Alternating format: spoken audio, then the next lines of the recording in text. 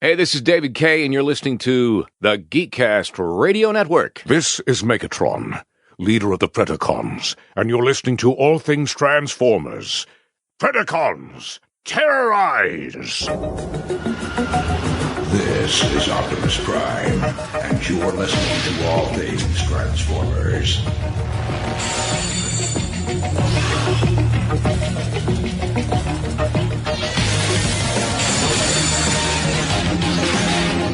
Hello and welcome to All Things Transformers. I'm one of your hosts, Steve Megatron. Joining me on this adventure into the Transformers fandom is TFG1 Mike.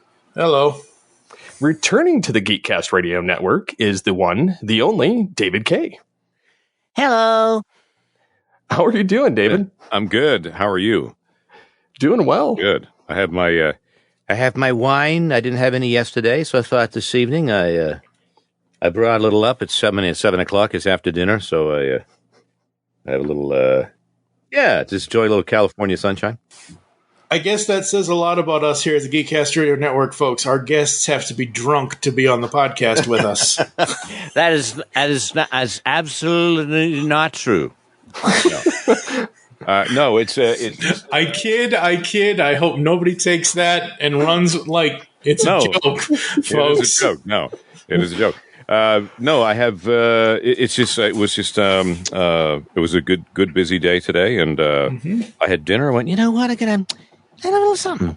And you are a bit of a wine connoisseur, are you not? I'm a nerd when it comes to wine. I mean, wine geek, bottle nerd. I don't know. I love it because it's like, it's got history and geography and topography and things, and it's farming. It's a hard ass work. It's blood, sweat, and tears, and I don't know, It's a bunch of old guys squishing grapes with their smelly feet is what it is.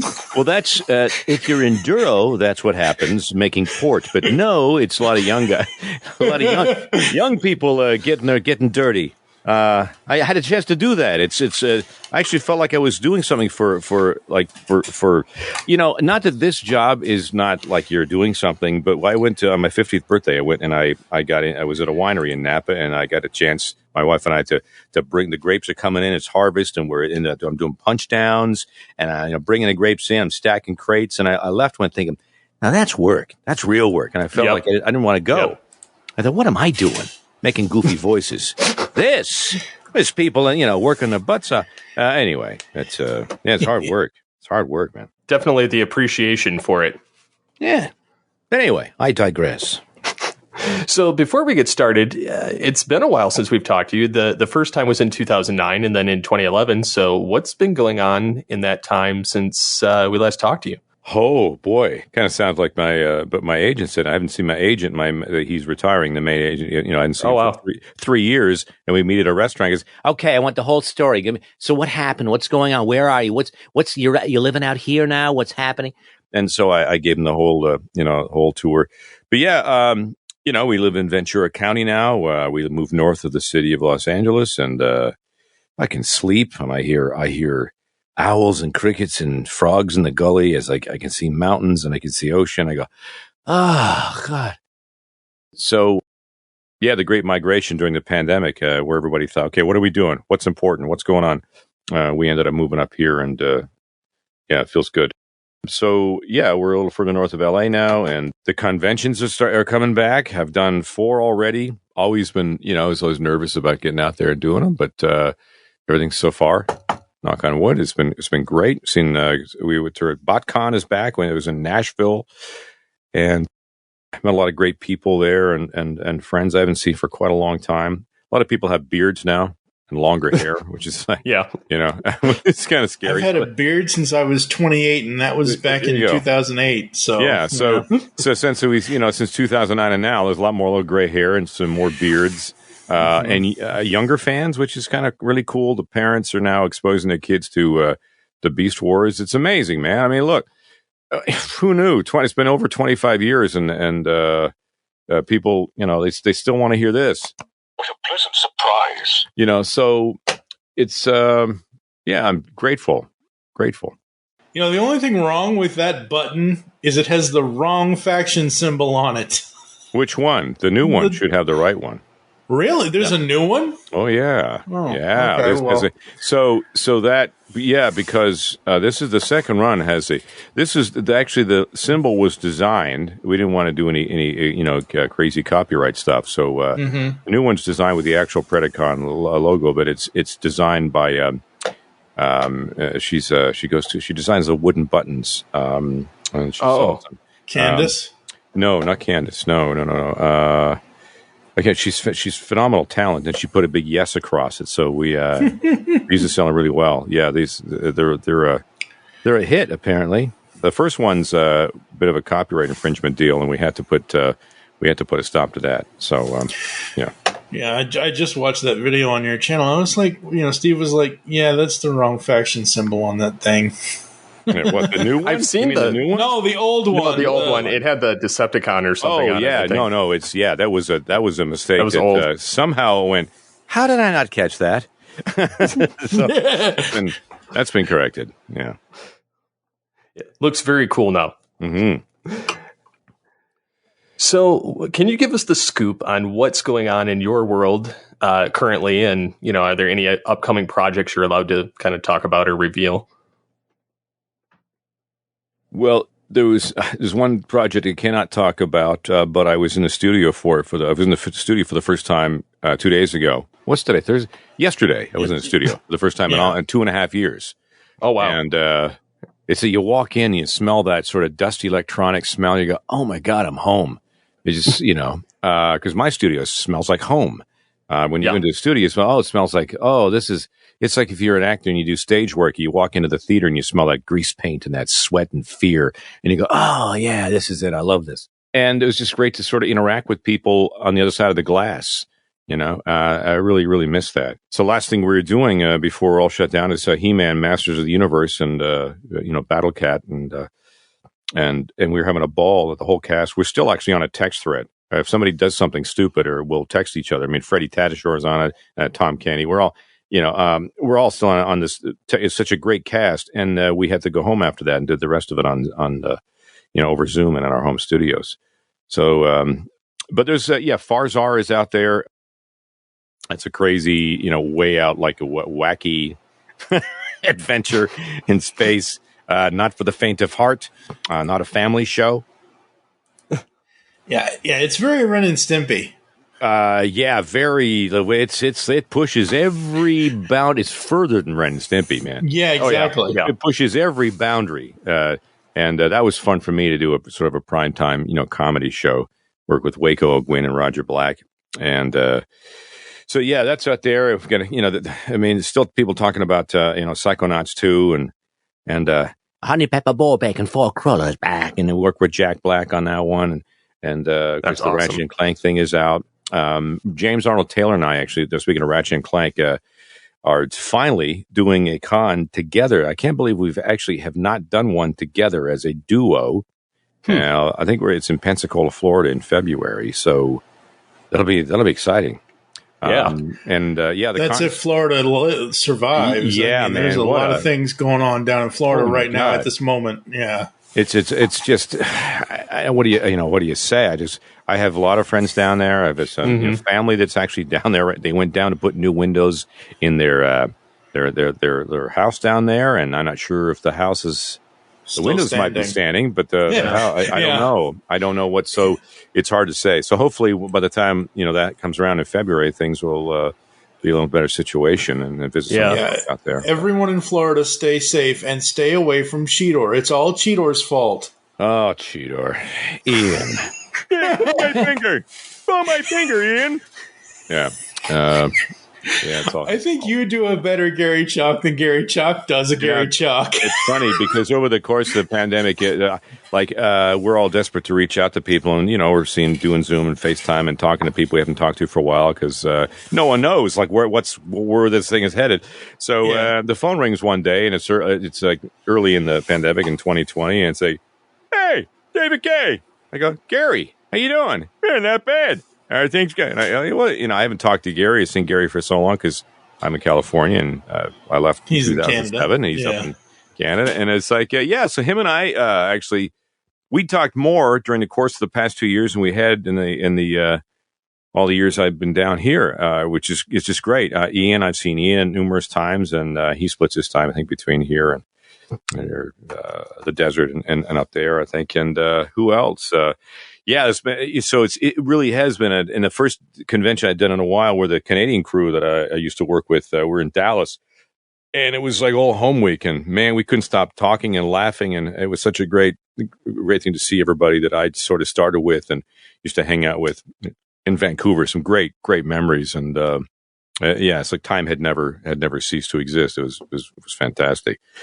But yeah, awesome. We're all still friends. We all still hang when we can. Mm-hmm. Absolutely. All right, we're going to talk about acting for a moment, and obviously acting is the general term for the craft, but we all know that there are differences and different genres of acting, from voiceover to on-camera, whether that's film or television. There's stage acting. What is it about acting that you love the most after all these years of being an actor? Not having to be yourself all the time is number one. Oh, I don't have to be me? Oh, good. Thank God. Well, the whole idea of people, it's acting is a thing they call it. I tend to call it just being. I keep telling people, when you step in behind a microphone, it has to be every character you create and you're doing, whether it's either on camera, on stage, or behind the microphone, especially because all the nuances the mic picks up. It has to be truthful. It has to be part of you. It has to be honest. The character has to live and breathe and have a heartbeat and laugh and smile and cry.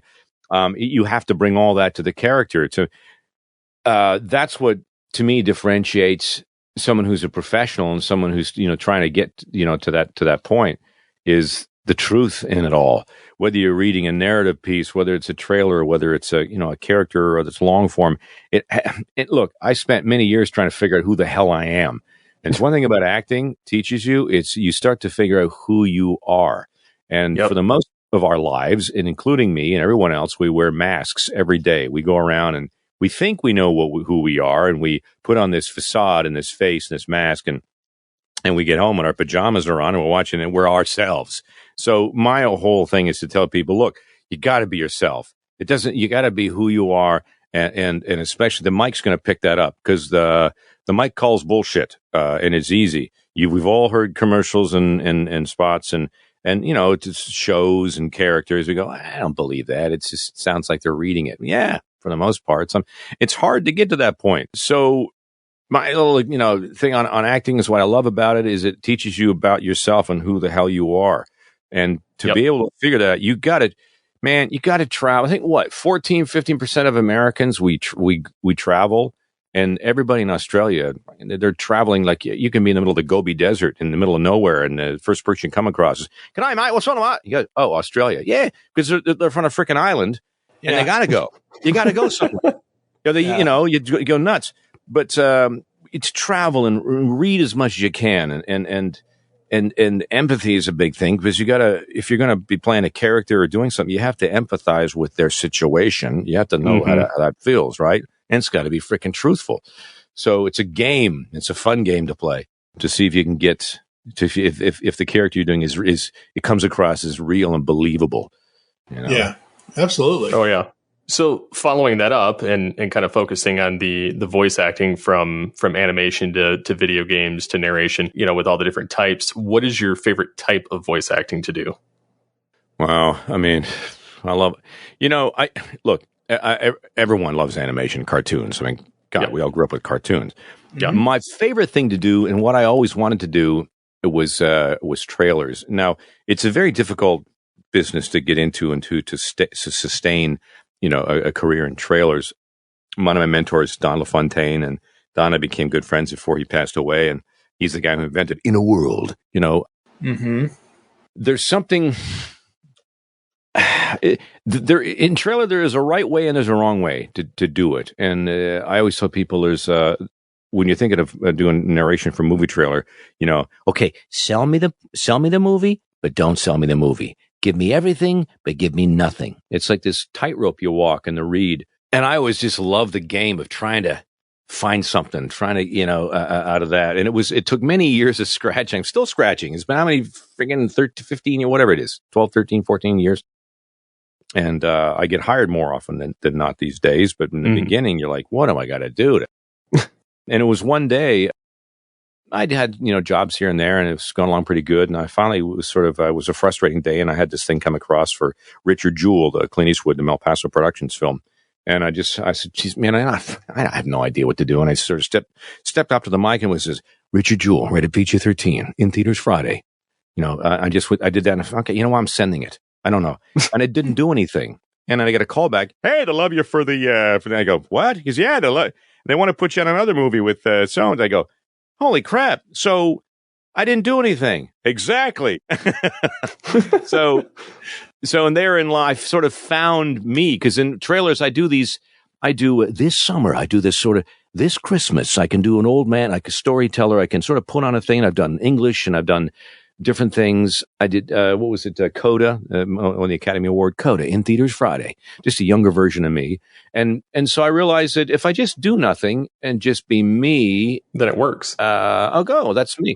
Because I've tried all my life and trying to figure, well, who am I? What is my read? What is the David Kaye read? And that 3 little words, in theaters Friday, whatever. I go, oh, well, that's me. Okay. So I could finally hang my hat on something, because I was always doing characters. So it was just, trailers it's been a thing for me. And ever since I was a kid and went to the movies in my hometown and saw The Legend of Boggy Creek. It was like a Halloween thing. And my friend went, and we were very young. I'm like 12, 13, I don't know. And I heard the voice coming this summer. The reads were different back then. Mm-hmm. And I thought, I never forgot that. I never forgot that voice. And I always thought all along when I got into radio, and I thought, I want to do that. How do you do that? How do I get into that? And it's just, so for me, when I do a trailer and I listen to it back, I get goosebumps, because I think that's a dream come true. That's like, oh my God. So that's one of my favorite things to do out of all of it. But hey, it's all good, man. It's all good. It's very awesome.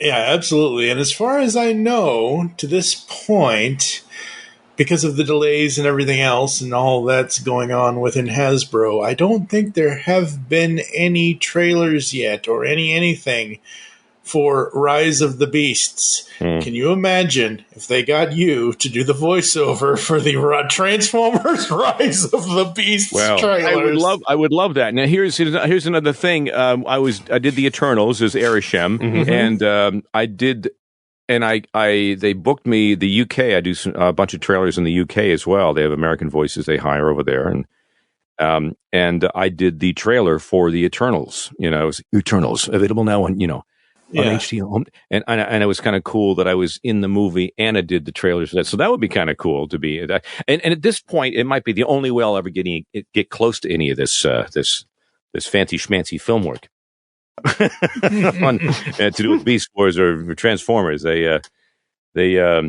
Kaye's not on their radar, and as much as I'd love to, but it's their deal, man. And it's nothing to do with me.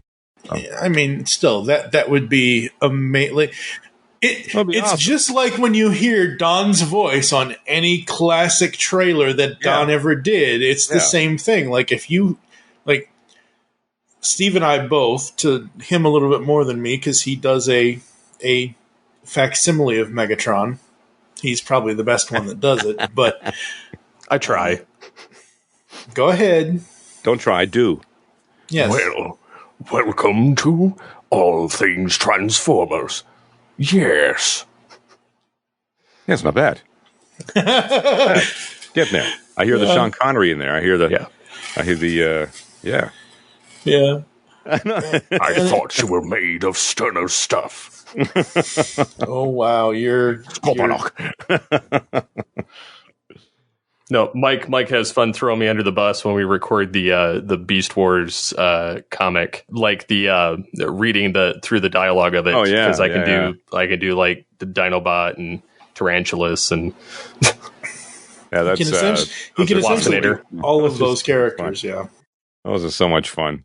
I do, like, I'm the same way. When I read comic books, I have to put the voice in my head, or I have to say it out loud. I can never. Yeah, absolutely. It makes it so much better. Yeah. And my point in saying that is it would be really, really cool if, again, like I mentioned with the Don LaFontaine stuff, if, oh my God, it was the voice of Beast Wars Megatron and TFA, like, oh wow, he's doing the trailer for a Transformers movie. That would be great. Yeah. Paramount, if you're listening, hire the man. Yes. All right. I just quickly before we go on to the next. I was just talking to I was doing another show the other day, and I said, it is, Hollywood is this thing, and if you're doing your own movie, you have your own people, and it's your vision, it's your whatever. The fact that I get to inhabit these characters for 5 minutes is outstanding, to say the least. But it's always great, and as Transformers fans, we all know it's always great when the powers that be listen to the fandom. Oh yeah, and listen and sort of listen to what the fans would like, because it's always such a rush. The people who don't know go, "Oh yeah, it was a great movie." They really, but the fans are what keep the franchise alive, and they know the backstory, and they're very hip, and they're very well aware of every character involved and their place in the universe. And you gotta listen to the fans, man. Or just get an idea of what's going on in the fandom. It's great to do your project and do a thing, but you can glean certain things from the fandom that would just pop the movie or pop the project, because it's little Easter eggs or fun little things, because people dig that stuff. Mm-hmm. Yeah, absolutely. Oh yeah. All right, sir. You are, as the next section says, you are now the master of the beasts, because you are now a part of two of the biggest franchises ever in Transformers, with Beast Wars Megatron, TFA Optimus, and more, as well as now being the voice of Cringer / Battlecat in the new CGI He-Man and the Masters of the Universe. What's it like now being a part of two of these long-running franchises? I remember when I was living in Canada and living in Vancouver. Of course, that's where things started with G.I. Joe and stuff. But I remember Michael Donovan and some of the other people I knew, and Scotty McNeil, Gary, I think, they did He-Man up there. I can't remember, was it DIC Animation, DIC, or who was up there? I think New Adventures, I think, was DIC. I don't remember. Must have been, because it was always stood for Done in Canada. I was But I remember, oh man, I wanted to. It'd be so. I kind of arrived too late on the scene to kind of get involved with that. Who knows if I'd ever got a part on it? But I always was disappointed, as it was a series that I remember when I was a young kid. I had, we all had some toys laying around, and I didn't have a ton of those toys. I was into goofy stuff like Tex Avery and Bugs Bunny, and I was into a bit of G.I. Joe, had a couple of the characters and a couple of the Amigo dolls I remember. But I did have, a He-Man. I remember my friend of mine was into it, and I always thought it'd be kind of cool one day to be in He-Man. And then, of course, it came out, and then, it came out again, and I wasn't able to read for it. And then all of a sudden, there's 2 series, and I read for both of them. I know I got close on something with the other one, but the one I really wanted was the one I got, which Battle Cat. That's awesome. I know that it wasn't what the original was. It was kind of a goofy, a voice, and they played it a little differently. And I thought, here's an opportunity for me to use one of my favorite actors in the Game of Thrones series is Liam. What's his name? He was who was the king? The red. I have no idea. Yeah. Anyway, people who've seen it might know who, but he was kind of a protector of one of the kings. And then Liam Neeson has always been a favorite actor of mine. I've voice doubled him a few times. Something this Irish American, sort of a hero, this. And then this other Liam on Game of Thrones, and has this sort of English part. And I wanted to be a protector of Adam. I wanted to have this thing, this fatherly figure, and to watch out for him. And I just thought it was a perfect opportunity to kind of bring that out, and it seemed to fit. And we did a sort of demo cartoon, and then they cast me in that role, and it was just such a thrill, because he's iconic. Before Steve asks you the next couple of questions, I have said since that CGI series has come out, it is today what Filmation was for us as kids in the 80s. It is the next new, like, anyone who has kids today should be showing their children this CGI He-Man thing to build them up, just like how my parents in the 80s showed me the Filmation He-Man, and I grew up on that because it is the next best thing for kids. Yeah. Yeah, it's great. Like, I'll say this here and now, that there's not many things that I have done of all these, look on IMDb stuff, and I'm like, I didn't do that. I did that when I can't remember. It's like, but I rarely have seen anything all the way through. I think I've seen like a 3 or 4 Beast Wars all the way through, if that, maybe. And TF Animated, maybe I've seen a few, and if that. And I sat down and I thought, okay, this came out because we're still in pandemic mode, pretty much. And then when this dropped, I said, okay, I'll just binge watch this. Everything else is depressing, and so I cranked it up, and 5 episodes in, I'm thinking, I'm still watching this. And I forgot about. This is a cool thing, is when you're in it, you could listen to you're paying attention to what you did, and for the most part, I hate everything I do. So, but I stopped listening to me, and I just was into the story, and I went, oh, hey, that's kind of cool. I was into it, and I thought it's great. I still have to go back and finish it, but I really, really was enjoying it. And of course, the season 3 has just recently dropped, and I can't wait to get there. Don't tell me, no spoilers, because I can't remember. It was really good. It was good. Good, but yeah, it's pretty cool. I liked it as well. Big style. Brian Q. Miller, if you're listening, awesome. Everybody, yeah. Very cool, very cool. So, how do you separate your character voices from talking as Beast Wars Megatron to, say, talking as Cringer Battle Cat? It's all music. It's all doing music on a scale. It's all jazz. It's all it's like rock and roll. It's all different parts of. To me, it's like kind of music, but there's different. It's voice placement. Megatron's very, in the chest and in the throat here, and Cringer's more of a fatherly figure, a little softer, but powerful. And Sashomer is sort of back in, whatever he is, and then Clank is more like a robot. It's kind of like I envision sort of the voice in different parts of my, from the mouth all the way down to the diaphragm and where it's coming from. It sort of all comes from a different spot, and it is all music. Clank is he's a personality, but he's robotic.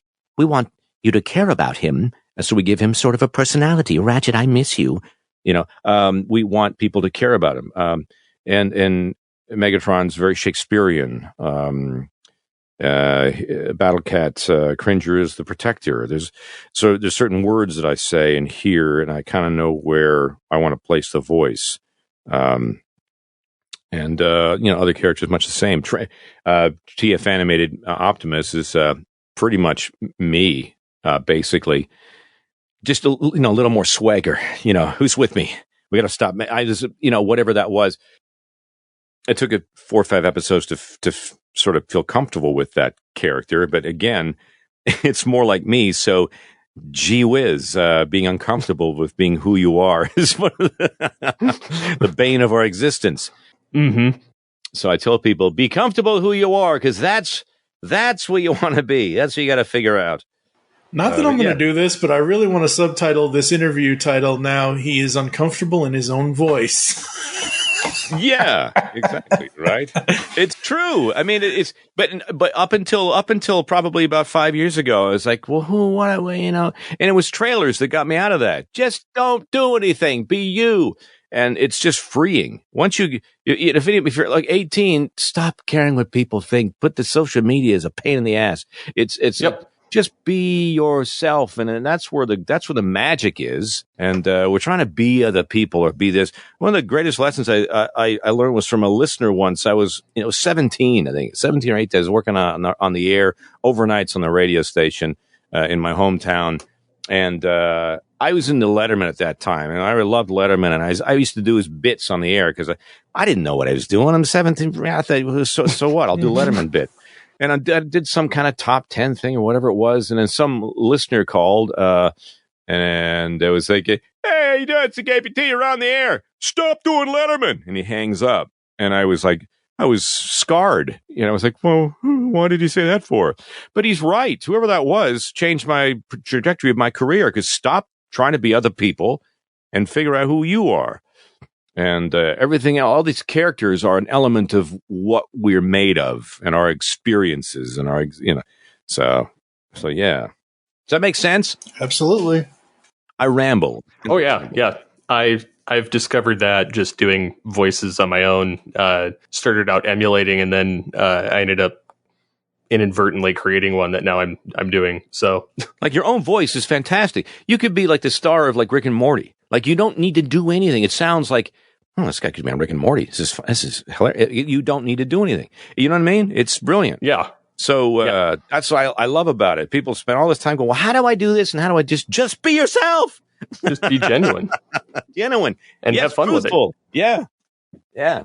Yeah, there's a couple of times that I'm no voice actor. Steve is the voice actor amongst the two of us. But like, there are times where I've tried to like turn it and go deep and go, but I'm like holding my throat as I'm doing this. Like, yeah. So I can't do it. I'm not. What you're doing is, I have an old acting teacher, so you're acting. You're acting. Stop acting. And I go, what? I never figured that out. I go, I see. You're forcing it. Okay, I got it. Mm-hmm. Mm-hmm. Yeah. Yep. So do you have any particular way that you kind of sort them up in your head so you can call them up much easier? No, it's only like if we're coming back to do a show we haven't done in a while, they'll have reference, obviously audio ref, but it's more like I don't know. It's I kind of place it. If I remember the laugh or a particular phrase when I'm at a convention and I have to do Megatron against how many years has gone by, I always do the phrase like, "Ah, Commander Rattrap, what a pleasant surprise! And I kind of get into it. She'll avail you not. No side guns. This whole Alpha and Omega. I just sort of find it there from certain things and phrases I remember. And that's how I sort of find it. I have little keywords or phrases or a laugh or something that kind of gets me right back into it. Awesome. Very cool. So do you have, kind of switching gears to narration on commercials, do you have a favorite ad that you've done narration for? Yeah, well, recently I did work for Fox Sports for the baseball game in Iowa, Field of Dreams, and it was the opening for Field of Dreams, and they did a whole. These guys and girls for Fox Sports write. The writing is freaking amazing. I've worked for them a few times. Yeah. I've also worked for CBS Sports and done stuff for soccer for the opening of certain matches, and it's a bit of a character read. It's the writing, number one, is amazing. You can really dig into it. And I remember doing one job for CBS, and I kind of felt like it kind of called for. It was in Rome, and the sweeping vistas and the coming over the Colosseum, and it just called for something British and something more along the lines of a Russell Crowe type sort of thing. And I sort of started in here, and I just kind of found that through reading through it. And when it came across the computer and I was reading for the project, and I just felt it just sort of kind of dropped in because the writing is so good. For the Field of Dreams, it took a bit. I was really worked on that one because I knew it had to be truthful because they were looking for. I'd seen the movie. It's still to this day one of my favorite films of all time is Field of Dreams, just because the message about it. And I know.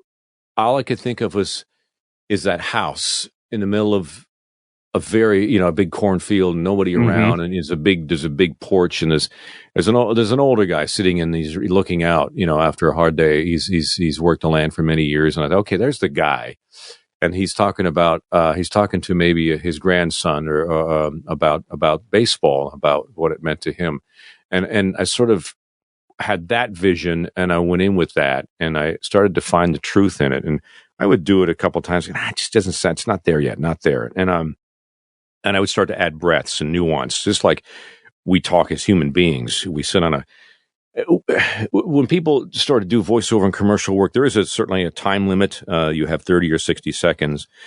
These, thank goodness, there's not a lot of big time limit. They kind of leave it open. And that means you can be a human being and breathe and have thoughts between a sentence. You know, it's so when you say something like, I don't know, there was a time in my life I thought, you know, you just sort of take a moment. You can live your life for a second and not worry about time constraints, and that just that it just came across. It seemed to work. I don't know. The words are great, and when I listen back to it, it's one of the few things I go, well, that kind of, oh man, I got goosebumps, because you see the visuals, you see a bit of the, you know, the movie that I loved, and then, you know, it's such a story in baseball, such a story part of Americana.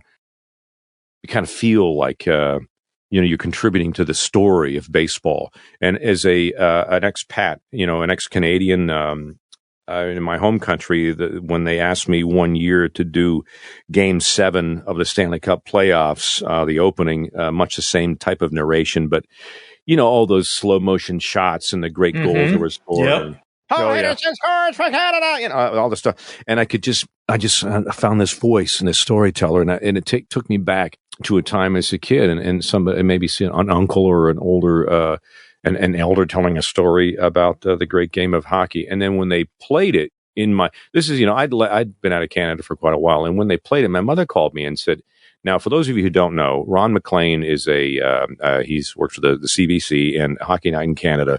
And Ron is sort of one of those personalities that everyone in Canada knows who Ron McLean is. He's the guy that opens Hockey Night in Canada. He's the voice of reason. He's the face and voice of hockey in Canada. And my mother called me and said, hey, we were just watching. It just sounded so good. I said, Ron McLean said your name. I go, what? How does Ron McLean doesn't know who I am? He goes, no, we heard your father and I. He said, come in, Lynn, come in here. He said, you said David's name. And I go, no, he didn't. You know, you think your parents are telling you a story, but what the hell would he say my name for? Who even know? Anyway, so I get a copy of it. And the guy said, oh, yeah. He said, Ron McLean. So he sent me the copy of it, and I played the thing, and the Game 7, Stanley Cup, you know, was this whole thing.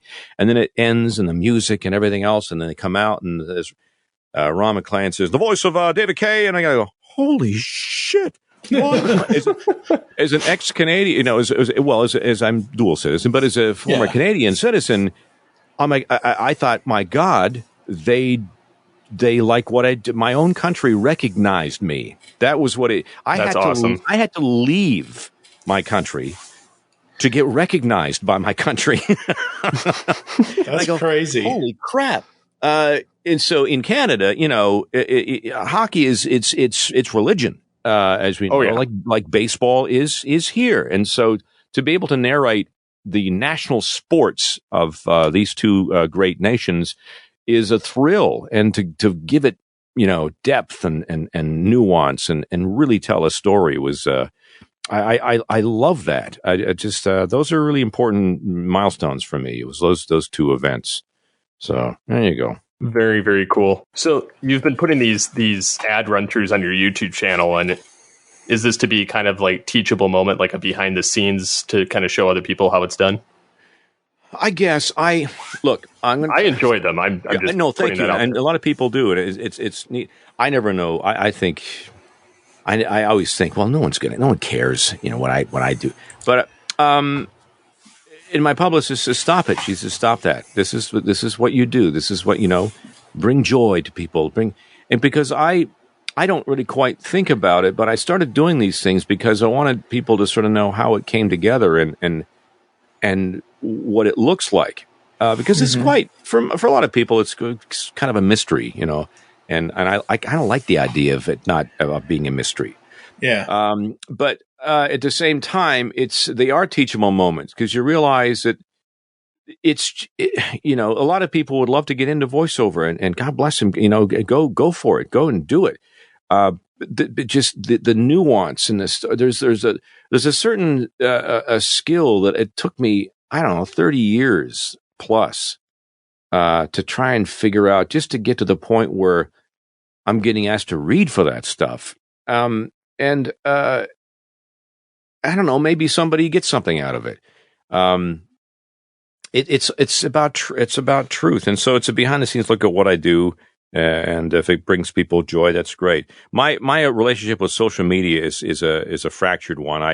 I have a publicist, and she's wonderful, Michelle. She's phenomenal, and she helps me. Let me help you. Help me help you. I said, can you do this? Because I always I go on, I get depressed, and then I don't want to do it anymore. And then I got to do it. Rob Paulson and I had this conversation back, and when was it? Back we're doing Transformers Animated. He's dedicated. It was Ben 10 or something. Omnivorous. Can I believe we're getting paid for this? I mean, it's unbelievable. Like, we're having fun, and they're going to give us money. Are you kidding me? I mean, because I never think about that. I never think about I'm actually getting paid. I go in there and go, oh, right. Right. There's a paycheck after that. I forgot, because you're in there making goofy voices. Can you believe this? It's like, boy, if we fooled somebody, they're going to find out. But it's I don't know, man. It's just such an honor to do. It's a social media thing for me. And Rob said to me, and my point was, Rob said, this whole social media thing, when it was getting going, he said, it's like a job. It's a second job. And I know. And it is. It's like and some people are so good at it, so great at it. And I'm like, oh man, when my day is done, I'm like, I want to binge watch something, or I want to watch. I'm like, look, it's important. Important for you guys, because it's on the, this is what we're doing. But this is the great thing about it. The thing I don't like about it is how it can make you feel. Now, if I'm a 50-some-odd-year-old male, and I look at something and it makes me feel like shit, I can't imagine if it's a 13-year-old who has no life lessons and doesn't have a point of reference. I go, oh, I can see how that can really, F somebody up. Yeah. That's my issue with it. That's where I kind of go, Roger Craig Smith and I have these existential conversations about this, and about we wonder, without it, would the nation be a little, less fractured, a little less, torn apart? And I kind of wonder. I go, yeah, I don't know, maybe so. So it, like the internet, and like the yin, the yang, there's always with the good, the bad. It's good versus evil. It's the same stuff. And so as long as you use it for good, I guess. Absolutely. It's just my take on it, Yeah, no, I agree. I came from the generation that didn't have it. We didn't have it. Neither did. I was born in '80. I mean, I'm not as I'm a little younger, but like, I was born in '80. Steve was born in '86, so we didn't grow up having it either. No, we were still the generation before, when dial-up was fresh. Yeah, oh, God, I remember that. Those stupid AOL chimes. Oh God! It's like an MRI machine. That's what I know. It's doing a special scan. Yeah. I'd rather hear Mimi Driver strangling a cat in GoldenEye. There you go. All you need for an audience. Who's strangling the cat? Strangling a cat.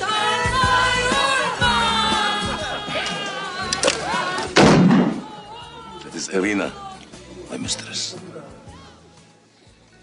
Very talented girl. Irina! Take a hike! Yeah. There's a point of reference. That nobody but the three of us are going to get. That's because right. that movie's almost 30 years old. Yeah, but they'll dig it out again. Yeah, they'll dig it out. Yeah. But yeah, so that's where we're coming from. But yeah, kids now, it's like it's a piece of furniture. It's just the way it is. Yeah. But it's look, it is what it is, and we're here. Yeah. Your phone, your computer, your tablet, they're all your armchairs now. Yep, that's right. So I am. I'm originally from Massachusetts, so I have a love affair with sports, because if you're from Massachusetts, sports is kind of a big thing. Oh, yeah. Love it. And I loved it before Brady was there, and I loved it after he was gone. So it doesn't it isn't about one person, it's about the team. So your sports stuff that you've done, and the specific one that I remember is the Nationals versus the Astros. How did you come up with the cadence for that ad? How did you change your voice to do that? Yeah, which one was that? Now I remember that. I love that one because there's another one, World Series. It was World Series. It was Game 7, I think. That was a huge. What a series that was! Oh my God! Yeah, that was amazing. Because I'm just sort of looking it up here for a second just to remember because it was one of those things again about how important the writing is. Yeah. Oh yeah. And how and I don't know if they realize how good they are. Like I think they do, and I'm sure they do. Yeah. But I really don't know if they realize how bloody good they are at writing that. I'm just looking for. I don't know where they would. If Marcus, my web guys put it, it's somewhere around here. If you can find it, the original one. That was Houston. Yeah, Game 7, man. Damn. Where was it? Because I really love that. I'd love to hear that again. Game 3, World Series. Can you remember the last time the World Series was played in D.C.? You can't, can you? Well, new history is being written, just not with a quill and ink. What a start for the Nationals. The nation's capital is now at the center of the baseball universe. In a city where monuments define our nation, these players look to leave their mark for future generations. Nationals up 2-0. In their path, a group eager to take it back. There it goes. Goodbye. But here they stand, closing in on history in a city that defines it. It's Game 3 of the World Series. That was a hell of a series. It also helps. Look, if you're not into baseball, if you're not into sports, you have to see it, and they want you for the job. You bloody well have to sound like you. This is your life, so that's where the acting comes in. Yeah. You have to. That's where you have to be somebody else and make it truthful. That's the fun of it. And I can't find. If you guys can find it, great. It's buried somewhere. Marcus put it, and don't know where it's gone. But yeah, the cadence. Because I want to hear what you meant by the cadence. And well, it's like you've changed your voice to be something like it's not in a world, but it's similar to that, and it's like, oh my God, brings you when you hear a voice or when you hear something like that. My idea is when I'm reading it is to try and, much like what Don said to us and to me, he says when you hear in a world, you want to be taken out of your world and put into this one because maybe your life is shitty and you don't want to think about that right now. You want to be in a dark room, taken away from yourself and into some other world. And that's exactly where that phrase came from. In a world. Okay, lights are down. You don't want somebody going, in a world. That's going to, oh my God, it snaps you out of it. A story about him. Okay, a story. You're like, it's sucking you in, and that's what I'm trying to do with these things. I'm trying to honor the words, number one, because it's so bloody brilliant. But the writing on that one was just great. Let's see. What was it? It was Houston Game 3. Yeah, Game 3 or 4. I think. Houston versus who was it? It was Houston versus the Nationals because it was all about the history. It was about the history will be made. Right. Opening. I don't know. Gosh, that was it was a long time ago. 2019. Jeez. Yep. Yeah, long time ago. It seems like such a 2019. Remember, that was like way back in the day. I remember 2020. I was at a big new world. What was it? A New Year's Eve party, and we're all screaming, "2020 is going to be awesome! It's going to be the best year ever!" Woo! Little did we all know. Yeah. Little did we know. That's it. That's the kid. How did you do that? It is said, home is where the heart is.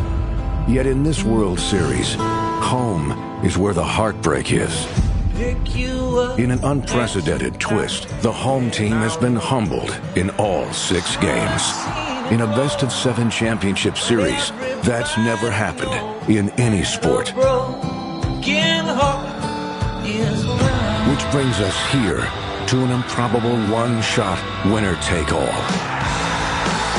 The Nationals, on the verge of bringing a World Series title home to our nation's capital for the first time in 95 years, start their ace in the Lone Star State. The Astros, dominating in D.C., hammered 3 times in Houston, still stand ever so close to an astonishing second trophy and a spray of champagne. Is Washington king of the road? Will the Astros rock it in their raucous home sweet home? Tonight, the 2 greatest words in baseball, Game 7. What a fall classic. The World Series on Fox.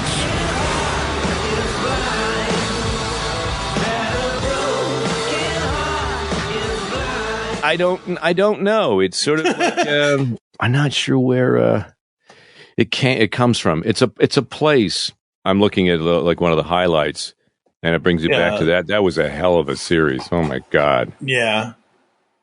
Well, and just the way that you had voiced that, it was just, again, going to what you're saying about them writing it, but we as the people, whether we're just watching the ad, not your behind the scenes stuff, but the ad, the final product, we hear that and we think, okay, yes, somebody wrote that, but that's David flipping Kaye voicing that, and it's like, oh my God, where, part of that is like, and history will be written, but it's not going to be written with a quill and ink, and yeah. And I'm like, how did he come up with that part of his voice to do? So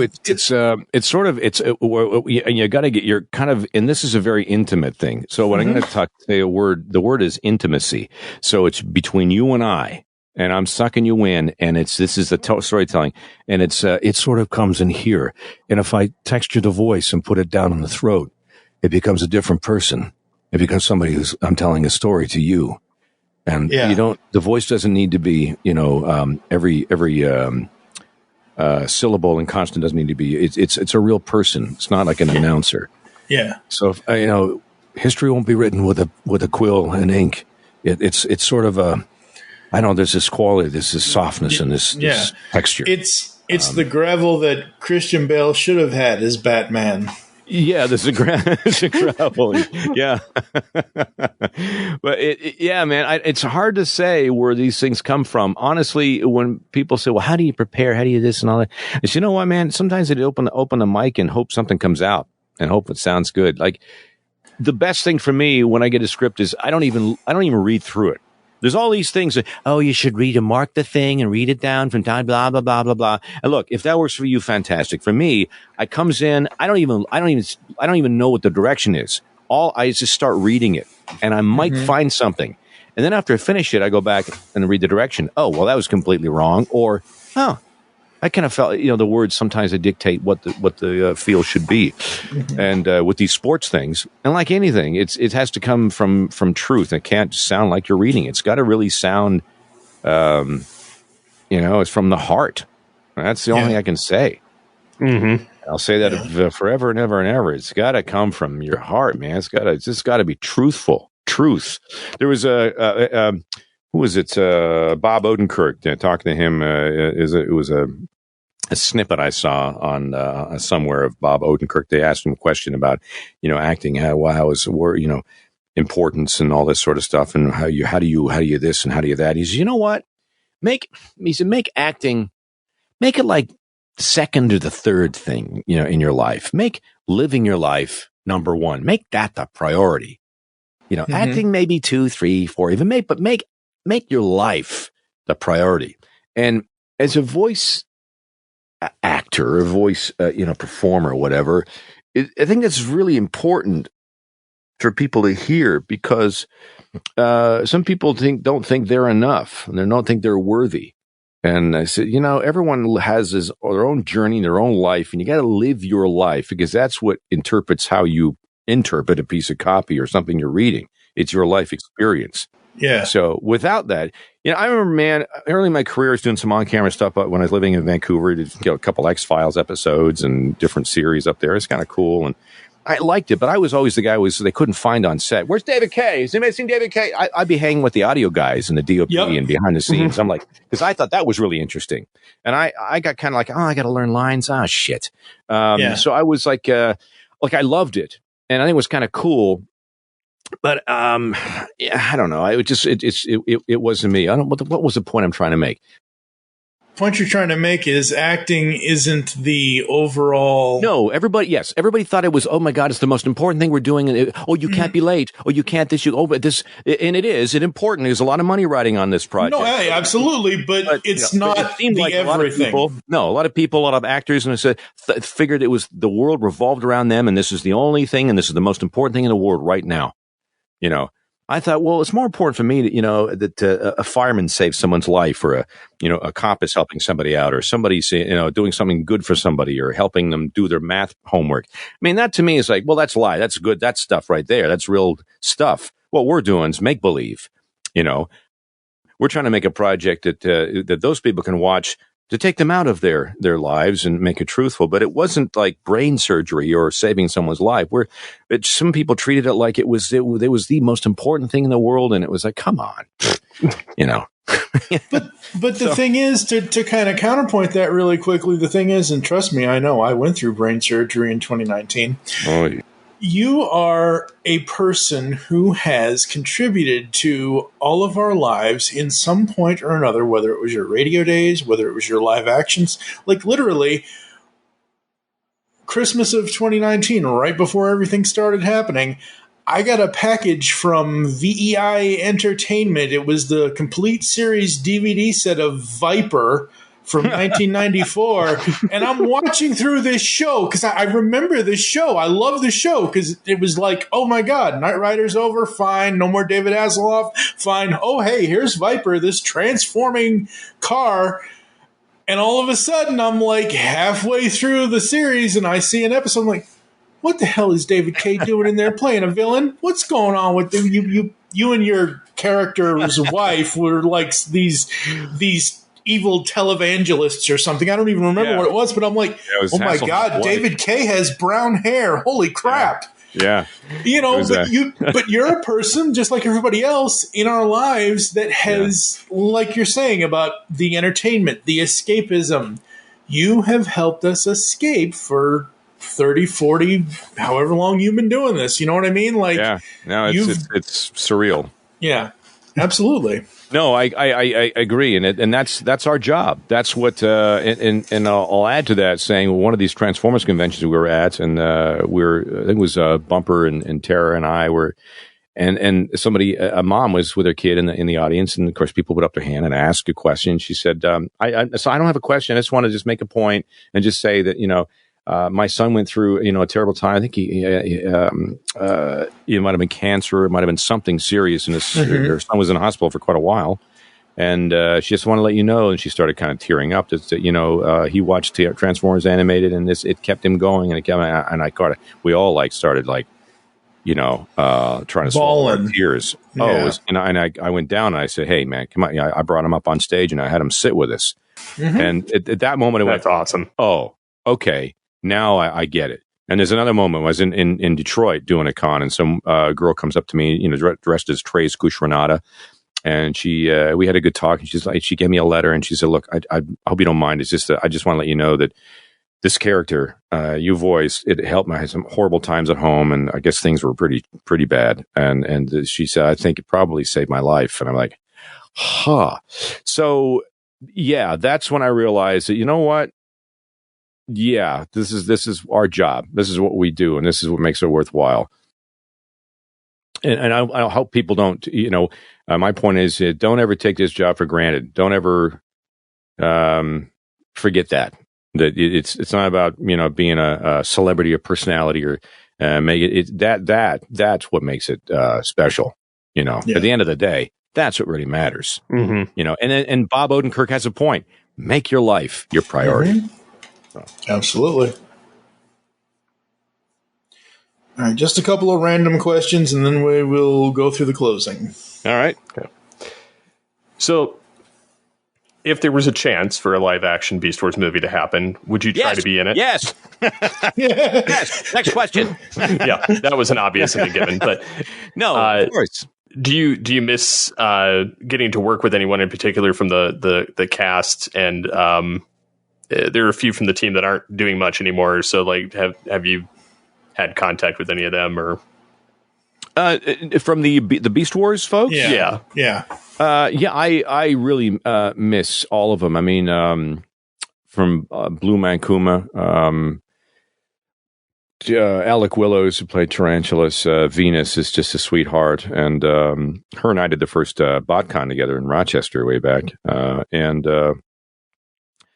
yeah, who else? I mean, Richard Newman. I was in contact with him. I haven't heard from Richard in a bit. Hope everything's okay. But him and I sort of touched base again last year. Gary, I talk to all the time. Ian, I talk to all the time. Scotty, I haven't talked to for years. I'm not sure where Scotty is. I think he's still doing his thing. Yeah, we would love to get him on one of these interviews. Yeah, I have no idea. I've lost contact with Scotty, and. I still, the Dobson brothers are all, friends of mine, and Sam Kuth, and the group I used to live in Vancouver with, they're still, still around, and I still see them once in a while. Peter Calamus, they weren't in Beast Wars, but that's that group, of voice actors. Yeah. I don't know. Oh, right. Yeah, I remember it was so weird for me as a 16-year-old hearing Venus as a evil character in Beast Wars. I'm like, what is Princess Lana from Captain? I had a crush on her in Captain and the Game Master. I'm like, wait a minute, what's Princess Lana doing as an evil spider? What's going on here? Anyway. No, and again, all of you people, all of you actors that have contributed to our lives, just thank you, because it's made them better every time. Steve goes through episode, like, I remember, and this is funny, and he's probably going to kill me for saying this. He was at a dentist or a doctor's appointment laying on some x-ray. Oh no, I was doing you were doing plasma. That's I was donating plasma. He was having his blood sucked out of him by a vampire, and he's laying there watching, like, I was like, I'm good. The Agenda Part 1 or something. Yeah. So, damn. But thank you so much. Before we let you go, where can people interact with you online if you would like to give that out? Oh, please, of course. Twitter is where I'm most active, and from time to time I'm on Insta as well. But Twitter at DKVO, DKAYEVO.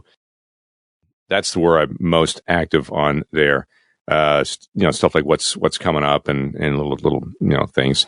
There's the website. There's the YouTube channel as well. David Kaye, where you can see all those videos where I've done some of the behind the scenes stuff.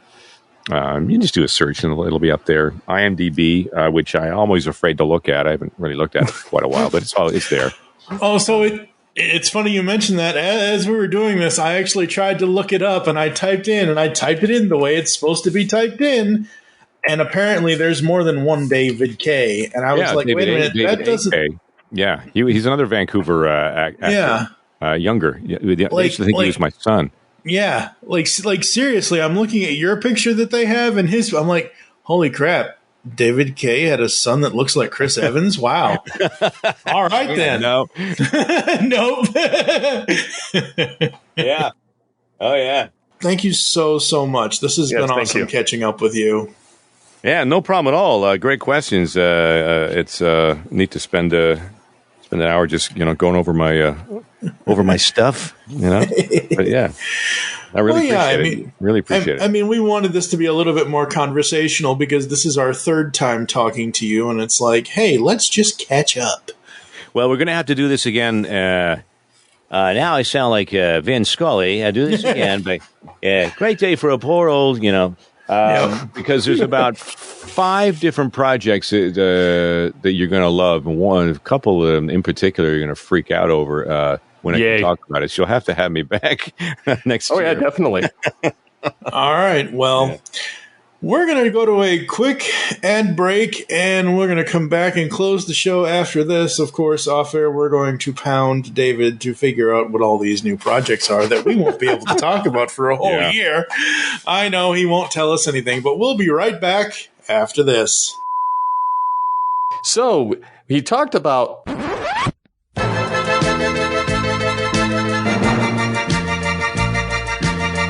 Hello, all sentient beings. Want the latest on everything going on in the Transformers multiverse? Check out the Transmissions Podcast Network. We've got weekly podcasts covering everything from Alpha Trion to Omega Supreme, from old school G1 all the way up to Cyberverse and beyond.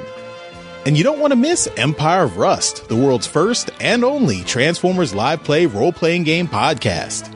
If you love Transformers, there's something for everyone at transmissionspodcast.com.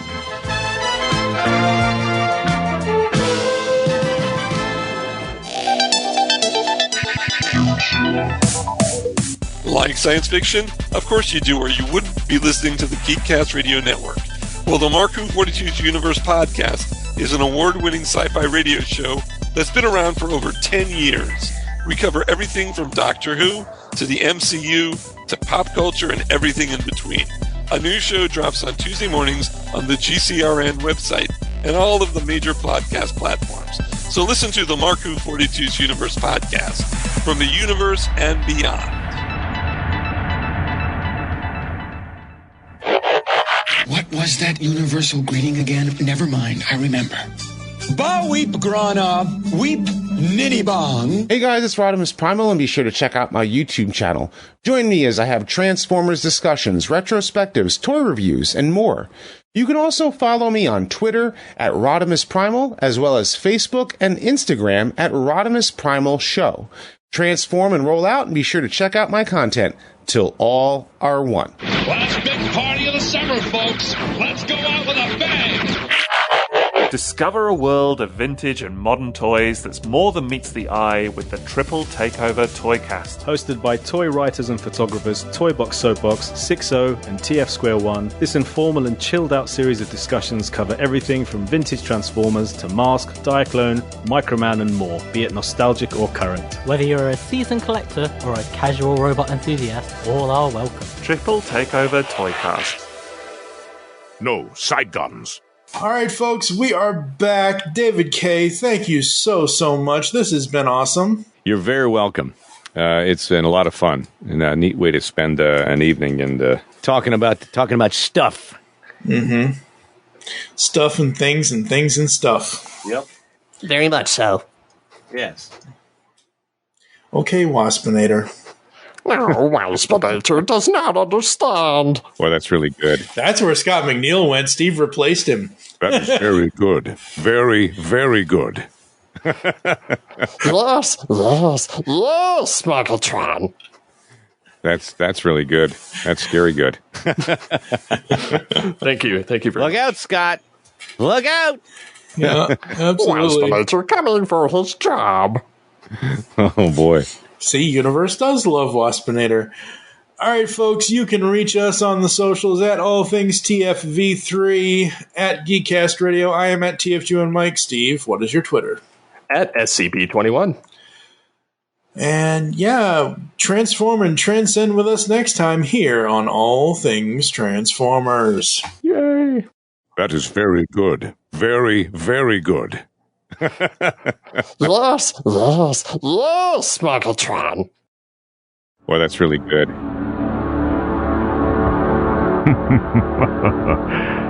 Yes.